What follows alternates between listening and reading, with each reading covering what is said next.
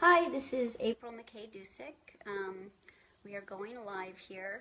We have a pharmacist, Layla Ali, and I'm just waiting until we get some people joining us before I start. Got one person. I'm gonna wait till we get up, maybe 20. Got 6 people. Thanks for joining us. 8 people, 14 people, and 15 people. Thanks for joining us. Okay, almost 20 people, so we're going to start the interview.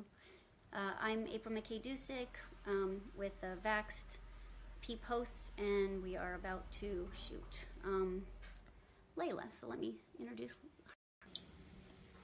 Okay. What is your name? I'm Dr. Layla Ali, pharmacist. And you're also an author? Author, yes. Thanks for asking. The book is Off Balance, The American Way of Health, A Pharmacist's Perspective on Why Drugs Don't Work. Okay, so it's hard. There's a little bit of a glare. Off Balance, The American Way of Health, Pharmacist's Perspective on Drugs. Any drugs? On Why Drugs Don't Work. And then your name, Dr. Layla Ali. And you're on Facebook? Yes, I'm on Facebook. And you welcome people to friend you? Absolutely, sure. Okay, great. Okay, so we have your name. Where do you live? I'm in Long Beach, California. And thank you for coming today to share your story on Vaxxed. Okay, so I'll let you proceed. Okay, so yeah, sure. I just wanted to come today and share the awareness with about vaccines with a pharmacist and healthcare practitioners. And just a little about my backstory. You know, when I went to pharmacy school, I wanted to be a healthcare practitioner. My father was actually a surgeon. My mother still works in the medical field, and I wanted to help people with their health. And when you get to pharmacy school, you know, you realize that you're not learning about health. Health is nutrition and detoxification and dealing with emotions and all these other factors. And we just learned about drugs. And so we have all these people depending upon pharmacists and doctors for all their healthcare needs. And then you realize that they're not really trained in it. And then when you go to the vaccines, you know, when I got out of pharmacy school, I graduated in 1998, and vaccines weren't really a thing that we had to deal with. Pharmacists weren't doing them back then. And I remember maybe about 10 years ago, they started asking people if you wanted to get involved in vaccines. And they were like, no, thank you. Like most people didn't want to, they didn't have to. But now at the point in California, there's so many pharmacists. So before it was like, do you want to, you know, give vaccines and learn about them? Now it's like you have to.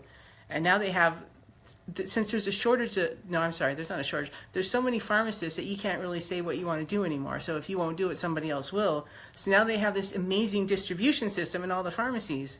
And there's no choices. So they have to do it. They don't really understand. And I didn't understand any of this world about vax until like a few years ago.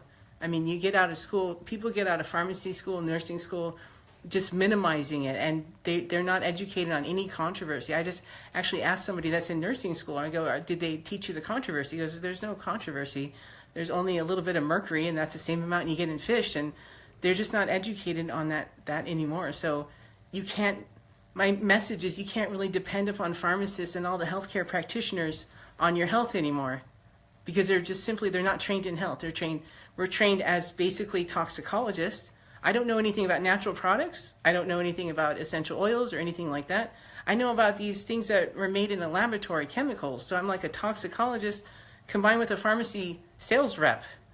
And that's my training. And that's, again, they always say pharmacists are like the most trusted profession, and they really shouldn't be. They don't deserve to be, and they don't know the basics of health. Wow. A little bold. What have you done to try to wake up other pharmacists? Or your coworkers? Yeah, I'm not working right now, but the pharmacists are tough because, well, especially the young ones get out of school. They just paid, some of them get out of school with $150,000, $200,000 in debt. And, you know, they just want to enjoy themselves. You don't want to hear that your whole profession that you learned is not all there, you know. So they're not really open-minded to it, and they're not evil. They just, you know, you feel like you got the education, they give you the doctor title, and you should know something, right? So, but then you get out and you don't, and there's a little resistance there. And not only that, they're not evil because they go and they get their flu shot. They get all the shots for their kids. They get them early because they're good students, right? And they have no idea what's going on in this other world here. There's like two worlds going on, and they don't know anything about this stuff. Very good. I hear you have some other books coming out ahead. Yeah, I'm working on a second. Can I see those? Yeah, here. This is a booklet that's coming out. So this is for people that get diagnosed with cancer. So you've been diagnosed with cancer, and now you're in a panic. Handbook, an overview of options. Right, because people get that information, they get into a scare, and they make quick decisions sometimes. So I want to get a handbook that's easy to read. And also I'm doing a second off-balance book, which is going to be based on working in the mail-order pharmacy the last 4 years. Oh, wow. So, very good. Yeah, but yeah, the message is, you can't ask doctors and pharmacists and nurses about vaccines and expect to get real answers because they don't really know. Wow. Wow. Well, thank you so much for sharing your story. Is there anything else that you want to share about that? Or have you tried talking to other pharmacists about this, or? Most of them aren't open to it. There are some, but it's actually after they see some things happen for themselves, maybe. But in the general consensus is, there's no. They're trained as healthcare practitioners, but they don't know about health, and most of them, that's like a big thing to say, but it's true. You can't if nobody's going to say yes, I am. Well, you don't know. We don't know nutrition. We don't know anything. So, I guess when you have that healthcare crisis, just understand the limitations of your doctor and where you have to go for healing. And that's why in my book, I actually I interviewed people who healed themselves from conditions that their doctors couldn't treat. Things like cancer and Tourette syndrome, not healed, but controlled it in ways that the doctors couldn't help. All the doctors gave them was a drug. There's addictions. There's pain. People that were in pain for several years, and all the doctors had were drugs and surgery. And then there's so many ways to get out of pain, Another guy, he was doing these really expensive treatments for his neuropathy. There was nothing. He was incurable. He healed it with hypnotherapy. So there's so much that you can do that people aren't aware of. What are some other alternative medicines that you've heard have healed people? So, or caused a what do you call it?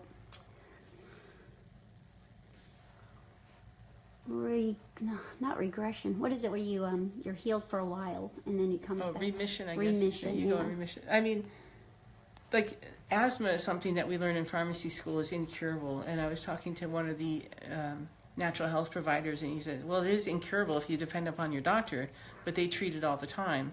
So things with food and chronic fatigue. One girl had chronic fatigue, and she actually went to her doctor, and he laughed at her. He goes, oh yeah, I'm tired too. I have it too. And she never went back. She went to a naturopath and learned how to cleanse and dealt with some emotions and different things. But the theme in here is you have to take your health into your own hands. You have to go beyond the doctor.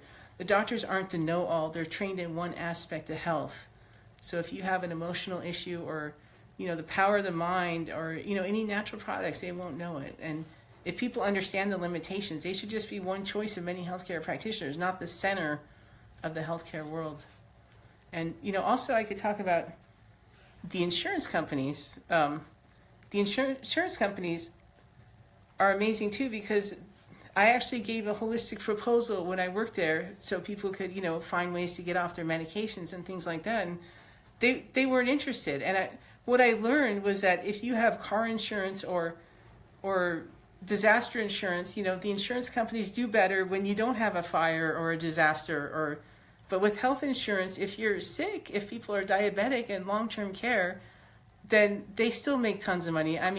United Healthcare is like huge revenues every year, and they don't even have to have people healthy because they have a mail-order pharmacy because they increase the premiums. So they don't have any incentive to have people getting healthier because they don't pay for it. So that was another big aha for me. It's like, why don't they care, But it's just like the Twilight Zone over there. If you want to go, you see studies too. You could talk about studies a little bit because they always say, well, we have a study for this, and you have some study that shows the opposite way. And it's just like, well, you kind of have to go back to basics with the studies. It's like you have to kind of dissect. Are you going to dissect them, or you go, well, does that make sense? And especially with vaccines, they have a study. They say there's a study that shows, and all the autism thing was debunked or whatever, and it wasn't true. But does it make sense that you put these poison in these little kids like so young? I mean, just basics of health. What happened for thousands of years that kept people healthy? You know, and if you don't trust the study, just go back to what makes sense and what made sense for several years ago. And it wasn't putting poison in people for years and years and years. So, do you know much about what's in vaccines, or is that something pharmacists they don't learn much about that? I guess. I mean, I learned it on my own, but yeah, not really. And they're kind of taught to minimize it. But I learned not as a pharmacist, but you know, we look up the package inserts and you know, everybody. It's like, oh, everybody's making a big deal out of it. It's just this. Like I said, they all get their flu shots, you know, free flu shots or whatever, and they're pretty excited about that. And I heard people say, oh, somebody told me, well, it's FDA approved. I'm like, okay, well, that's reassuring, right? And somebody else is like, I don't get a flu shot, I'm going to get sick every year. Or they'll say, I don't believe in we don't believe in alternative. Like they say belief, like it's this thing that you're supposed to have faith in.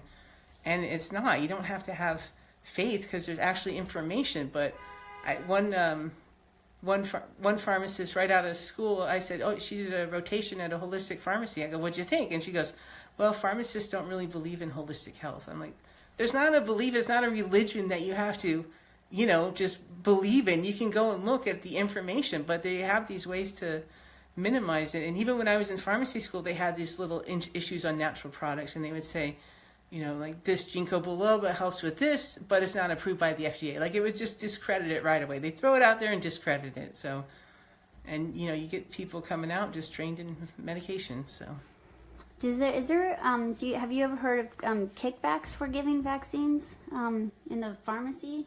So I understand there's incentives. I don't know much about it, but I do understand there's incentives to get more people vaccinated, and they're, you know, yelling at people, or at the doctor's office, you have to get it, and acting like it's urgent and things like that. I don't know details about that though. Okay.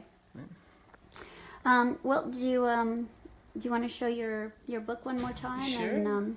And people are loving you. They thank you so much for Off Balance, the American Way of Health. Thank you so much. And do you want to see the hearts you're getting? Sure, why not? Okay, let's see here. Gotta flip it. Oh, there I am. Yay. We got lots of hearts, lots of support. Thank you so much for standing up. Thank you, guys. So glad Vaxxed is here. It's awesome. Thank you. Have a good day, everybody. Thanks. Bye-bye.